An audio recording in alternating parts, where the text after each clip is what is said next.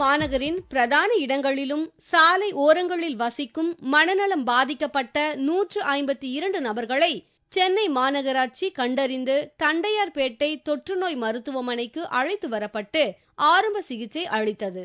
தொடர்ந்து மனநல மருத்துவர்களால் மதிப்பீடு செய்யப்பட்டு 93 மனநோயாளிகளை கீழ்ப்பாக்கம் மனநல காப்பகத்திற்கு தொடர் சிகிச்சைக்காக அனுப்பி வைக்கப்பட்டனர்.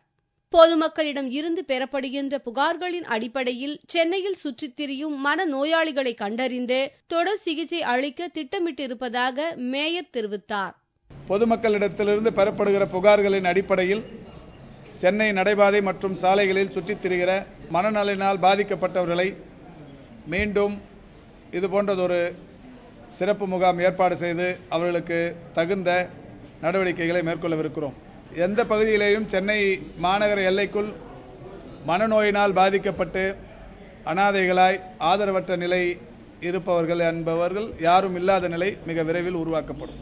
மனநோயாளிகளுக்கு உரிய சிகிச்சை அளித்து புத்தாடை செருப்பு அணிவித்து கீழ்ப்பாக்கம் மனநல காப்பகத்திற்கு பஸ்களில் அழைத்துச் செல்லப்பட்டனர். சென்னை மாநகராட்சியில் மட்டுமின்றி தமிழகத்தின் பிற மாவட்டங்களில் உள்ள மனநோயாளிகளுக்கும் உரிய சிகிச்சை அளித்து அவர்களது குடும்பத்தினரிடம் ஒப்படைப்போம் என்று மனநல காப்பக இயக்குநர் தெரிவித்துள்ளார். சென்னை மாநகரத்தை பொறுத்தளவில் அவர்களை நாங்கள் இப்போ கூட்டியிருக்கோம். இதுக்கு முன்னாலேயே கடந்த ஆண்டு கூட கன்னியாகுமரி, ராமேஸ்வரம் போன்ற புண்ணிய தலங்களில் விடப்பட்டவர்கள், அவர்கள் உறவினர்களால் கொண்டு விடப்பட்டவர்கள், மனநோயால் பாதிக்கப்பட்டவர்களை, ஏனால் தமிழ்நாடு என்று எடுத்துக்கொண்டால் மனநல காப்பகம் ஒன்றுதான், சென்னையில் ஒன்றுதான் இருக்கிறது. அதனால் சென்னையில் உள்ள மற்றவர்கள் மற்றாமல் இந்த மாநிலத்தில் எந்த மாவட்டத்திற்குள்ளையும் யாராவது அவருக்கு இல்லை என்றால் அந்த மேஜிஸ்ட்ரேட்டோட ரிசப்ஷன் ஆர்டரோட நாங்கள் அட்மிட் பண்ணி ட்ரீட்மெண்ட் பண்ணி அதுக்கப்புறம் நல்லான பிறகு அவங்களுடைய ரிலேட்டிவ்ஸ் யார் இருக்காங்கன்னு பார்த்து அவங்கள திருப்பி நாங்கள் டிஸ்சார்ஜ் பண்ணுறோம்.